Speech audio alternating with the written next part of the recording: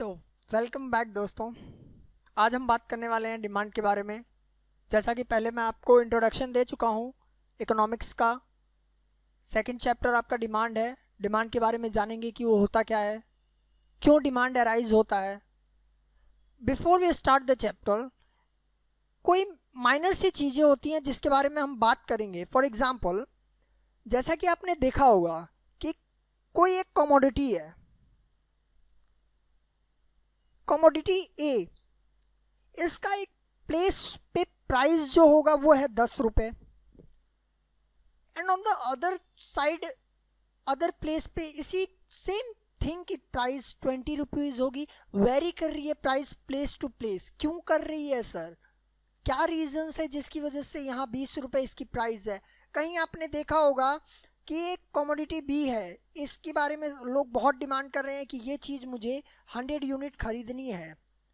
Sir same चीज़ की अलग जगह पे कमोडिटी की जो डिमांड है, सर जो लोग मांग कर रहे हैं कि ये चीज़ मुझे चाहिए या नहीं चाहिए, उसकी quantity as compare to that 80 है, 80 यूनिट। सर ये 20 यूनिट का क्यों डिफरेंस आया? सर यहाँ 10 रुपीज़ का क्यों डिफरेंस आया? That is demand. डिमांड इसी चीज़ों के बारे में बात करता है कि क्या आपके आसपास होने वाली जो गतिविधियां हैं, किस चीज़ से रिलेटेड गतिविधियां हैं। सर जो कमोडिटी आ रही है, जिस चीज़ की हम मांग कर रहे हैं, किस वजह से वो अराइज हो रहा है, किस वजह से एक लेवल पे उसकी प्राइस बहुत ज़्यादा बढ़ जा रही है, किस वजह से वो बहुत लो है, किस वजह से वो बहुत चीप है, किस वजह से बहुत उसकी प्राइस हाई है। That is all about demand.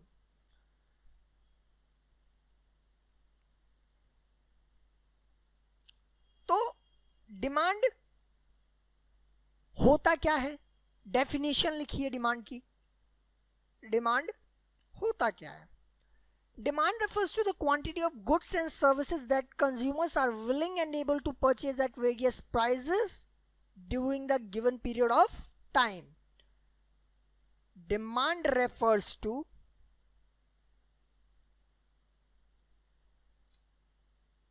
the quantity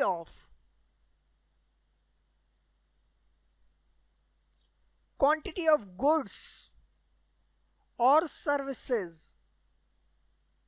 देखो ना, यहां मैंने बात की गुड्स की, किस बारे में? सर एक कमोडिटी की आप बात कर रहे हैं। और services, we can not neglect services as we also demand for services. Doctor के पास जाते हो आप, उसकी सर्विस के लिए डिमांड करते हो। Demand also cover services.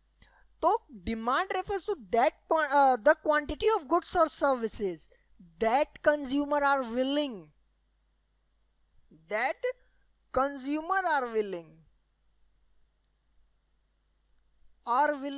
Consumer कौन?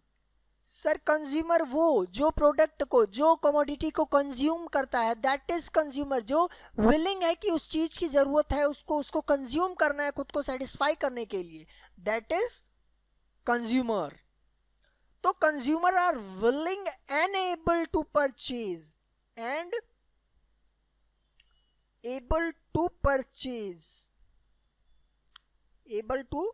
purchase at various prices। ध्यान दीजिएगा, कीवर्ड्स हैं ये सारे। डिमांड की डेफिनेशन में कीवर्ड्स हैं at various prices during a given period of time।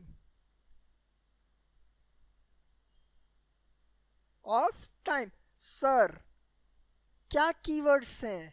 Keywords हैं आपके, सबसे पहले क्वांटिटी ऑफ गुड्स की यहाँ बात करेंगे हम जब भी, और सर्विसेज की बात करेंगे तब हमको समझ जाना चाहिए सर हम डिमांड के बारे में बात कर रहे हैं। अगर आप डिमांड के बारे में बात कर रहे हैं तो सर एक कंज्यूमर का होना बहुत ज़रूरी है कि कंज्यूमर अगर है तो वो क्या करेगा? सर वो इच्छा जाहिर करेगा, इच्छा, विलिंगनेस। विलिंग किस चीज़ के लिए? सर अगर वो विलिंग है किसी चीज़ के लिए तो उसके अंदर ये सक्षमता होनी चाहिए, वो सक्षम होना चाहिए किसी चीज़ को परचेज करने के लिए। सर क्या चीज़ वो परचेज करेगा? सर वो जो चीज़ कंज्यूम करना चाहता है, जो कमोडिटी वो कंज्यूम करना चाहता है, किस पे? सर वेरियस प्राइजेस, किसी भी प्राइस पे वो चीज़ मिल रही हो और एक given period of time, particular period of time में उस चीज का कंजम्पशन करने के लिए वो रेडी हो तो वो डिमांड करेगा, मान लिया जाएगा कि वो किसी चीज की मांग कर रहा है। तो आपको डिमांड में क्या पता चला? सर डिमांड कुछ चीजों से मिलके बना है, जैसे कि डिजायर, सर इच्छा की बात कर रहा है, विलिंगनेस, विलिंग टू परचेज जिसको कहते हैं। सर डिजायर क्या है और विलिंगनेस क्या है बताऊंगा। पहले ये बताइए, किसी चीज को आपको पाना है तो उसकी इच्छा जाहिर करेंगे कि मुझे ये पेन चाहिए, ये मेरी इच्छा है। विलिंग टू परचेज, मैं तैयार हूं इसको खरीदने के लिए, मन बना चुका हूं। सर जब मैं एक सिंपल फेज में था, मैं विलिंग नहीं था, मैं सिर्फ डिजायरेबल कंडीशन में था कि मुझे मर्सिडीज चाहिए, ये मेरी इच्छा है, मैं पा नहीं सकता, ये मेरी इच्छा है, सिर्फ वो डिजायर है। बट सर जब मैं विलिंग टू परचेज हूं, that means I am able to purchase Mercedes. मैं इस कंडीशन में आ चुका हूं कि जो मेरी इच्छा है, जो मेरी विलिंगनेस है, जो मेरा डिजायर है, मैं उसको विलिंगनेस में चेंज करूंगा। अब जब डिजायरेबल कंडीशन से जो कंज्यूमर है विलिंगनेस कंडीशन में आता है, that means he is able, now able to satisfy his desire to be in a willingness. मतलब डिजायर से जब विलिंगनेस में आ जाएगा तो वो सक्षम हो गया है। अब तो विलिंग टू परचेज होना चाहिए, और सर अगर विलिंग है तो उसके बाद मीन्स टू परचेज भी होना चाहिए।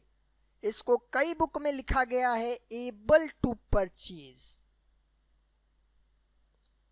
अच्छा सर मीन्स टू परचेज और एबल टू परचेज क्या है? मैं ये पेन खरीदने के लिए तैयार हूं, मेरी इच्छा है, मैं सक्षम हूं, पर सर मेरे पास पैसा नहीं है, मैं नहीं खरीद सकता। उसके लिए मुझे खुद को तैयार तो करना होगा, उसके लिए मुझे वेल्थ चाहिए, तभी तो जाके मैं ले पाऊंगा। इकोनॉमिस्ट ने यही बताया ना कि वेल्थ इज मोर इंपॉर्टेंट, तो means to purchase wealth is needed. और सर अगर मीन्स टू परचेज है तो क्या मैं विलिंग टू पे हूं? सर हुआ ये कि मैं डिजायर कर चुका हूं, मेरे पास विलिंगनेस भी है अब परचेज करने का, अब मेरे पास साधन भी है वो चीज खरीदने का, पर मैं पे करने को तैयार नहीं हूं, मैं नहीं देना चाहता, फ्री में लेना चाहता हूं। पॉसिबल है? अब तुम सोच लो कि कोई तुमको मर्सिडीज दे देगा? पॉसिबल नहीं है। तुमको उसके लिए मेहनत करनी पड़ेगी, तुमको वेल्थ लगानी पड़ेगी, तब जाके वो चीज तुम हासिल कर सकते हो। तो विलिंग टू पे भी होना बहुत जरूरी है डिमांड के लिए। और लास्ट है विलिंग, ये भी to use those means to purchase.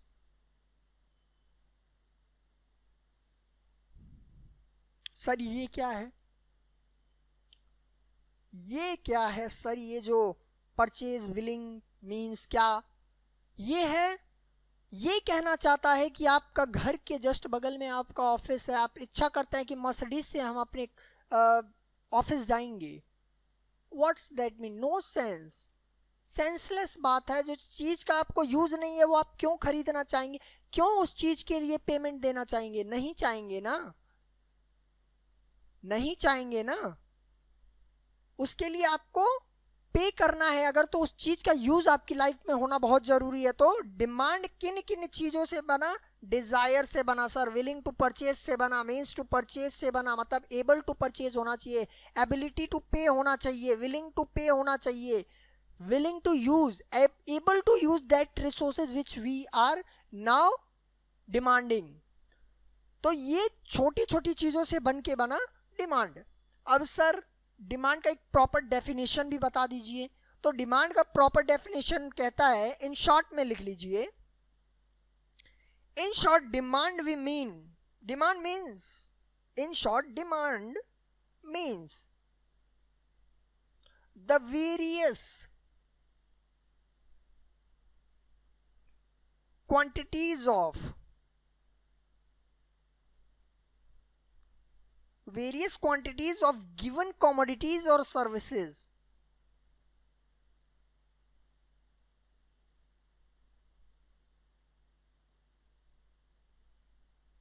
और सर्विसेज,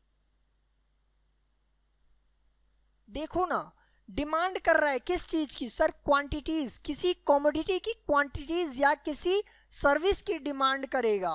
अच्छा, तो सर किस चीज के लिए? विच कंज्यूमर, विच कंज्यूमर, कंज्यूमर सर कौन? जो कंज्यूम करेगा, जो डिमांड कर रहा है उन क्वांटिटीज की, would buy, would buy in one market, market in a given period of time.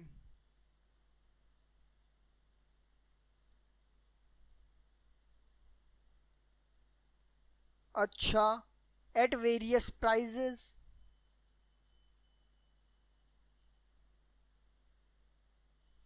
Prices और at various income.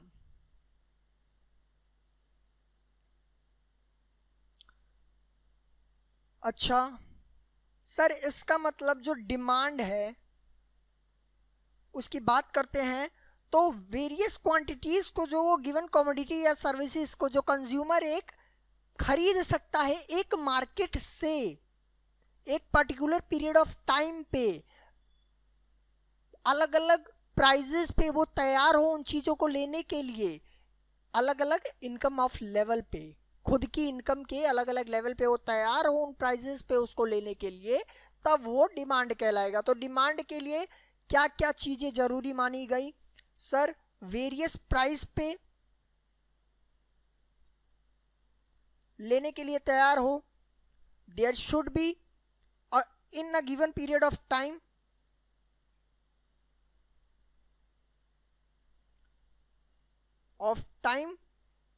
at various prices, the consumer should be rational, rational होना चाहिए। अब रैशनैलिटी क्या है सर?